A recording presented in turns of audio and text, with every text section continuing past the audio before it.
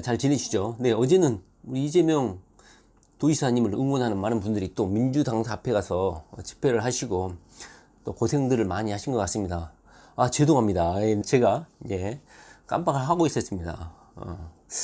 주말에 그 집회를 하신다는 말씀을 제가 저번 주에는 들었었는데 정신없는 일 때문에 깜빡 잊고 있었어요. 홍보도 해드리고 응원도 하고 그랬어야 되는데 그럼에도 불구하고 이렇게 많이들 또 아시고 참석해 주시고 민주당에게 요구할 거 요구하고, 그리고 민주당 내에 소속 의원들, 특히 이재명을 출당시켜라, 나 같으면 탈당하겠다, 이런 개소리를 했던 의원들도 있었죠.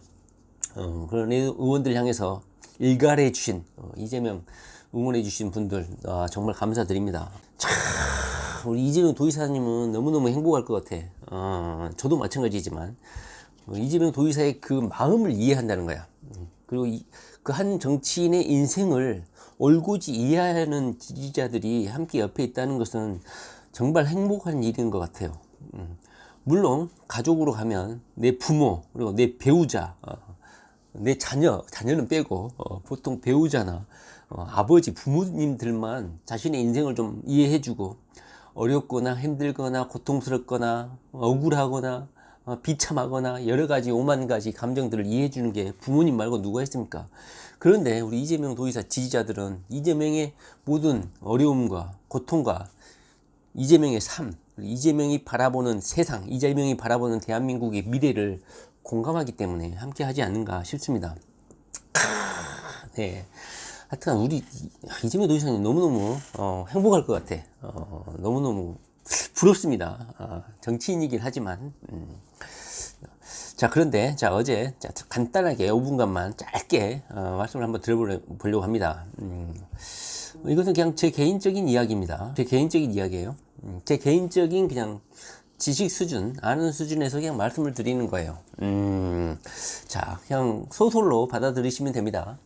신의성실 원칙에 따라서 일의 시종, 그러니까 처음과 끝을 깔끔하게 일을 해서 위임자에게 보고하고, 성실하게 중간 보고도 하고, 성실하게 일을 처리할 계약상의 의무가 있습니다. 이것은 봉사활동이 아니고 내가 돈을 입금을 했고 돈을 주면서 일을 맡긴 것이기 때문에 이 일을 처리하고 보고할 의무가 있습니다.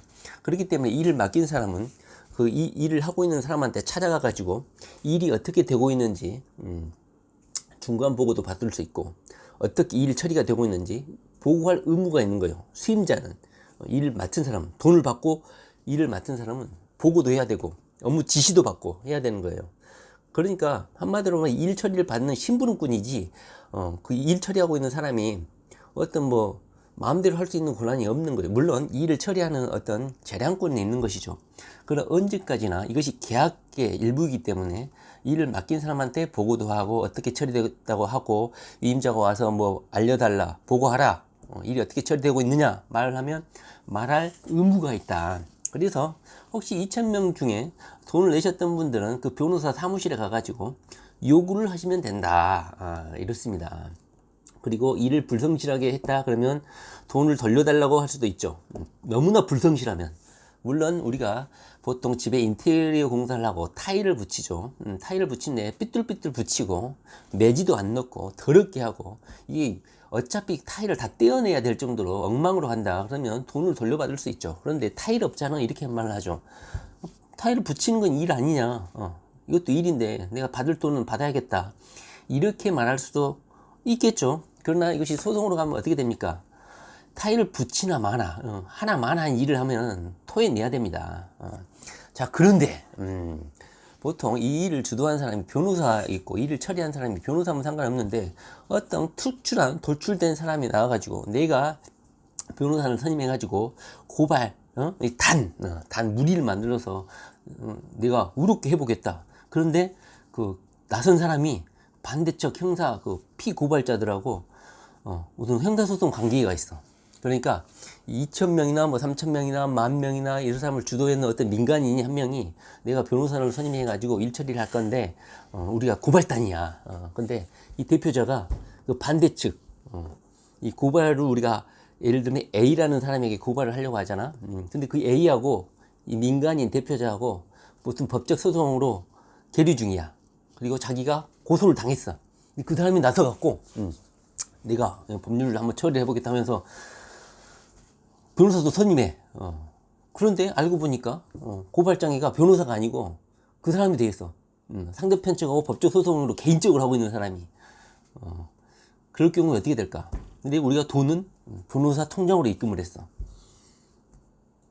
보통 이런 경우는 선정 당사자라든가 대표자가 주도를 해서 소송을 진행하게 되고 보고를 하게 돼 있죠. 유임자들한테. 그런데 가만히 보니까 변호사가 선정 당사자, 유임자, 수유임자, 유임을 받은 사람도 아니야.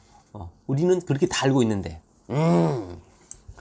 고발 단인데 단도 아니야. 어떤 개인이 고발장을 제출했어. 근데 돈은 변호사 통장으로 들어갔어. 변호사가 소송 수행을 하고 있을 거라고 다들 수많은 사람이 알고 있었는데 수만 명이 알고 있었는데 결국 보니까는 반대 측에서 고소 고발을 당하고 어떻게 법적 다툼을 하고 있는 사람이 개인적으로 고발을 하고 이걸 진행을 하고 있었어. 그러면서 위임한 돈을 입금하고 위임한 사람들이 어떻게 진행되냐고 한번 물어보니까 이상한 소리를 해. 막 협박을 하고 막 겁을 주고 있고 냉소를 보내고 있고.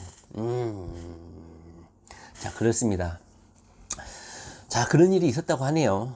자, 첫째는 돈을 받은 사람은 위임에 따라서 성실하게 수임을 제대로 처리하지 않았다. 그러면 배임행위가 되죠. 배임행위가 되고, 그 다음에 이 단체 소송을 변호사를 통해서 고발을 진행하겠다고 이렇게 말을 했던 사람은 사기가 되는 거죠. 사기가 되는 것이고, 철저히 죄를 물어야 되지 않을까, 저는 그렇게 생각을 합니다. 자, 이것은 소설입니다. 자, 돈을 내셨던 분들은 쉬엄쉬엄 산책한다 생각하고 변호사를 찾아가거나 그 사무실을 찾아가서 요구를 하고 보고를 하게 하고 그 사람을 고발을 좀 해야 되지 않을까 생각이 듭니다. 그리고 자신의 그 피고소를 당하거나 또는 이런 상대편하고 이렇게 법적 다툼이 있는 사람이 갑자기 여러분들의 억울함, 여러분들의 그런 법적 문제점을 제가 대신 변호사를 선임해 가지고 변호사를 선임해서 어떻게 하겠다 이렇게 말을 했다면 그 돈을 입금한 사람은 통장 돈 입금도 변호사한테 했어. 당연히 변호사가 전문적인 소송이니까, 전문적인 법적 문제니까 당연히 변호사가 업무를 진행했을 거라고 생각을 했는데 변호사는 그 무슨 수임자 거기에 나타나지도 않고 등장도 하지 않고 돈만 변호사 통장으로 들어가 있다. 그렇다면 돈을 입금한 사람 입장에서는 배신감이 상당히 크겠죠. 당신이 소송 업무나 어떤 법적 절차 전문가의 그 입장에서 전문적 소견을 발휘해 가지고 우리의 유임한 사람들의 그런 고통을 해결해 줄 거라고 생각했는데 변호사는 어떤 고발장이나 고소장이나 손해배상 청구 소장이나 이런 거에 나와 있지 않아. 그러면 돈을 입금한 사람은 거의 혈압이 데시벨이 한 250 정도 올라가면서 고혈압으로 쓰러지겠죠. 쓰러지면서 이것이 사기를 당했다. 저 같은 경우도 한 1억 정도를 지금까지 사기를 당했는데요. 대부분 사기를 당하고 나서 그 허무함과 자기 비하감이 상당히 커지더라고요. 자, 그렇습니다. 그 이야기는, 사기당한 이야기는요, 한번 나중에 해볼게요. 스펙타클합니다. 현재 그 사람은 어디에 있습니까? 의정부 교도소에 갇혀 있습니다. 자, 3년형을 선고받았는데 2심에서 2년형으로 줄었다고 하더라고요. 물론 저한테만 사기친 게 아니고 많은 사람들로부터 사기를 쳐가지고 구속돼가지고 현재 의정부 교도소에 있습니다. 자, 우리가 이렇게 단체로 많은 분들이 억울함을 호소하면서 십시일반 돈을 모아서 하는 이런 단체 소송, 단체 고발, 고소, 뭐 이런 단체 손해배상 청구, 집단 소송 이런 경우에는 보통 선정 당사자, 대표자가 선정이 되고 그 대표자는 보통 변호사가 되는 것이죠.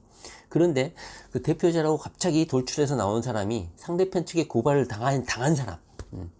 그래서 어떤 의도를 가지고 이런 걸 하지 않았나는 의심을 받는 그런 경우가 있었다고 합니다. 어떤 소설체계가 그런 슬픈 사기 소설이 있지 않았나. 그런 생각이 듭니다. 오늘은 제가 그래서 오늘 소설 내용을 좀 말을 해봤습니다. 돈을 입금받은, 통장으로 입금받은 변호사는 업무상 배임 정도나, 왜냐? 돈을 받고 아무것도 한 게 없으니까. 그리고 위임자한테 어떤 보고 의무도 행하지 않았으니까. 그리고 이 돈을 변호사를 선임해서 할 것처럼 기망하고 속인 그런 소설 속의 그 주인공은 사기죄, 명확하죠. 사기에 100%에 해당할 것이라고 저는 생각을 합니다. 이정렬이라고 있었습니다. 어떤 달나라에 이정렬이라는 그 우주인이 있었는데, 그 사람은 사악하고 빵꾸도 터치고 이렇게 하는데, 예, 제가 봤을 때는 우리 그 빵꾸 똥꾸 그 이정렬이라는 그 우주인은 상당히 똑똑했다고 생각해요. 사악하긴 한데 트위터에 가지고 이재명의 그 검사의 구형이 너무 미약하다 하면서 A4용지로 거의 10장 분량을 소위를 풀어놓는 등 친절한 그 액션을 취했죠. 자, 위임자의 돈을 받은 사람이면 이 정도 액션을 해야 되지 않나. 최소한 이 정도 위임자의 요구는 받아들여서 업무 보고를 하는 게 위임계약의 기본 원칙이다. 저는 그렇게 생각을 합니다. 제 생각입니다. 그런데 이 변호사를 백그라운드로 안고 어떤 뭔가를 변호사가 아닌 개인이, 1인이 공동 고발단, 자, 이건 공동 고발단이라는 건 제가 만들어낸 용어입니다. 그런 무리 단자죠. 그런데 개인이 하고 변호사는 백그라운드로 놔두고 문서에는 등장도 하지 않아. 그러면서 자, 이럴 경우에 위임자들은 사기죄로 고소할 수 있다고 저는 생각합니다. 자, 날씨가 참 좋습니다. 자, 우주 달나라로 여행을 한번